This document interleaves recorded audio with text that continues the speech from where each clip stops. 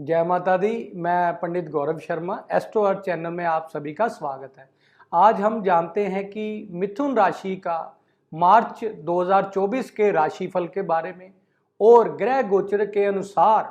हमें मिथुन राशि वालों के लिए किन्हीं सावधानियों का हमें ध्यान रखना चाहिए। और हम सब कुछ जानने का प्रयास करते हैं कि मिथुन राशि वालों के लिए धन की क्या स्थिति रहेगी,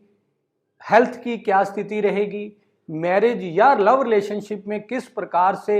इस मंथ प्रभाव रहेगा, और हमारे कैरियर बिजनेस की क्या स्थिति रहेगी, और सबसे महत्वपूर्ण भाग्य भाव हमारा इस बार इस मास में किस प्रकार की क्या स्थिति रहेगी, यह हम सब कुछ जानने का इस राशिफल में प्रयास करते हैं। और साथ में अंत में हम इस मंथ में जो भी ग्रह गोचर के अनुसार हम देखेंगे कि क्या महत्वपूर्ण उपाय हमें करने से निश्चित ही सफलताओं की प्राप्ति होगी। और सबसे पहले अगर हम देखें मिथुन राशि वालों के लिए, जो कि बुध प्रधान राशि है, कम्युनिकेशन के कारक बुध की राशि, बहुत सुंदर बुध की राशि का प्रभाव किस प्रकार इस मास में रहेगा, उसके लिए अगर हम देखें तो बृहस्पति का गोचर इनके 11वें भाव में संपूर्ण मास रहेगा, और राहु का गोचर हमारे 10वें भाव से रहेगा, और केतु का 4थे भाव से संपूर्ण मास रहेगा। और शनि का गोचर अगर हम देखें तो इनके भाग्य भाव से संपूर्ण मास संचरण रहेगा। और बाकी अगर इस मास में बात करें, 4 ग्रहों का राशि परिवर्तन, महत्वपूर्ण राशि परिवर्तन रहेगा, जो कि सूर्य नारायण भगवान का 14 फरवरी को अपने कुंभ राशि में से निकलकर अपने परम मित्र बृहस्पति की राशि मीन में राशि में उनका गोचर रहेगा 14 फरवरी के बाद, वो 14 मार्च के बाद। और उसके बाद अगर हम देखें तो मंगल का गोचर जो कि 15 मार्च को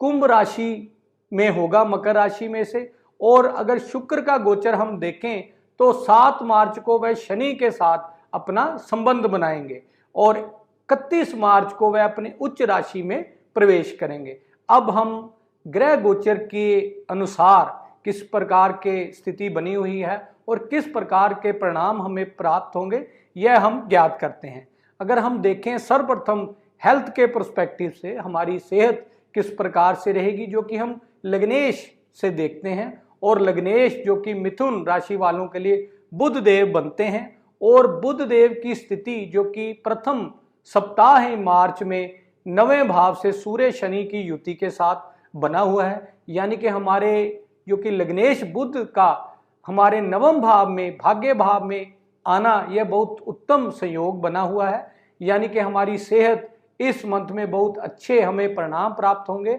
और 7 मार्च को बुध का 10वें भाव में स्थित होना हमें अच्छे कार्य क्षेत्र की ओर प्रगति बनती है। और अगर हम धन के पर्सपेक्टिव या आदान प्रदान के बारे में बात करें, जो कि चंद्रदेव बनते हैं, उनकी प्रथम मास में ही बहुत सुंदर गज केसरी योग से निर्माण होगा, और हमें निश्चित ही अच्छे धन की प्राप्ति होगी। और अब हम अगर मैरिज के पर्सपेक्टिव से बात करें या लव रिलेशनशिप की बात करें किस प्रकार से रहेगा, वह हम 7वें भाव जो कि बृहस्पति देव मिथुन राशि वालों के लिए बनते हैं, उनकी स्थिति संपूर्ण मास में ही 11वें भाव में रहेगी, जिससे निश्चित हमें मैरिज के किसी भी पर्सपेक्टिव में हो या बिना किसी मैरिज के अगर हम देखें जो कि अविवाहित पुरुष या महिला हो, उनके लिए अवश्य ही इस मास में रिश्ते का कोई ना कोई योग अवश्य ही बनेगा, क्योंकि बृहस्पति की 9वीं शुभ दृष्टि 7वें भाव होने से हमें निश्चित ही अच्छे फलों की प्राप्ति होगी। और अब हम अगर बात करें को मिथुन राशि वालों के लिए भाग्य की क्या स्थिति और इस मास हमें भाग्य का कितना फल की प्राप्ति होगी, अब हम देखें तो जो कि भाग्याधिपति शनिदेव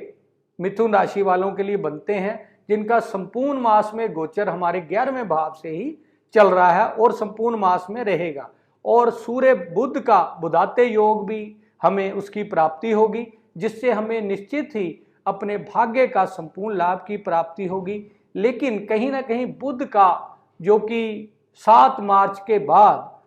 अपनी नीच राशि में जाना हमें निश्चित ही कुछ सावधानियां के बारे में इंगित करता है। और अब हम अगर बात करें तो बिजनेस, जॉब या हमारे कार्य क्षेत्र, कर्म की क्या स्थिति रहेगी, वो हम दशम भाव से उसका आकलन करते हैं। अगर हम दशम भाव में देखें तो 7 मार्च के बाद बुध का संचरण राहु के साथ आने से हमें कहीं ना कहीं सावधानियां अपने कार्य क्षेत्र में अवश्य ही ध्यान रखना चाहिए। और अब हम अगर बात करें विदेश यात्रा के लिए, तो विदेश यात्रा के लिए इस मास अवश्य ही हमें अच्छे फलों की प्राप्ति होगी, क्योंकि नवम भाव में सूर्य, बुध व शनि की स्थिति और दशम भाव में राहु का संग होना में यह दर्शाता है कि हमारे कार्य क्षेत्र में कहीं ना कहीं में विदेश यात्रा से संबंध बनने का योग बनता है। और अब हम अगर बात करें तो उपायों के लिए हम क्या सावधानियां इसके लिए देख सकते हैं। जैसे कि मैंने आपको बताया कि बुध व राहु का योग 10वें भाव में होने से निश्चित ही जड़त्व योग, जो कि राहु बुध से जिसका निर्माण होगा,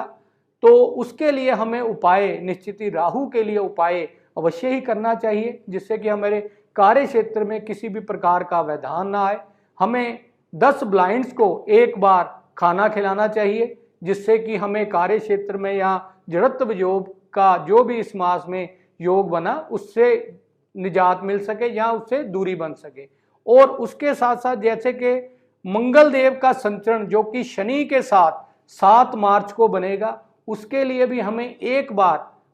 हनुमान मंदिर में एक नारियल काला कपड़ा बांधकर उसको हनुमान मंदिर में चढ़ाना चाहिए, जिससे निश्चित ही हमें इस मास हर कार्य क्षेत्र में सफलता की प्राप्ति हो। जय माता दी।